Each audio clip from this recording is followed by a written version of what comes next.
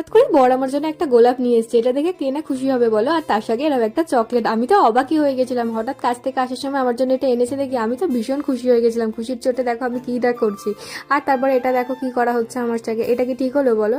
একদমই ঠিক হলো না। যাই হোক, ও আসার পরে তারপরে কিছু যে পার্সেল এসেছিলো সেগুলোই আমি এখন খুলছিলাম। আমি কখনোই একা খুলি না, মানে ও আসার পরে ওকে দেখিয়ে আমি তারপরে পার্সেলগুলো ওপেন করি। আর হ্যাঁ, এটা শিনের পার্সেলগুলো দেখে তোমরা আবার বলে বসো না যে এটা আমি ফ্রিতে নিয়েছি। এতগুলো পার্সেল আমার দাদুর দোকান নয় যে ফ্রিতে দেবে, আমাকে টাকা দিয়েই নিতে হয়েছিল। আর আজকে আমি এখানে তালপুলি বানাচ্ছিলাম দুপুরবেলা, মা আর আমি দুজনে মিলে সন্ধ্যাবেলা। তারপর রেডি হয়ে বেরিয়েছিলাম একটু বাইরে, বেরিয়ে প্রথমে ফুচকা খেলাম আর মায়েদের জন্য একটু ফুচকা বাড়িতে দিয়ে এলাম। তারপরে খেলাম একটা আইসক্রিম। আর এখন বাজে প্রায় রাত্রি 10টা। এখন আমি এসেছিলাম মেলায়।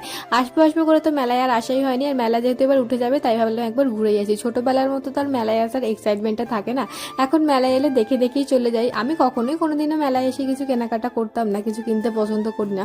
এত জিনিস থাকা সত্ত্বেও কেন জানি না আমার কিছুই পছন্দ হয় না। যাই হোক, এমনি মেলাটা ঘুরে এলাম আর তারপরে একটা কোল্ড ড্রিঙ্কস খেলাম রাত্রিবেলা বেরিয়ে। আর এখনই 10:30টার মতো বাজে, এখন যাচ্ছিলাম বাড়ি। চলো আসি, টাটা।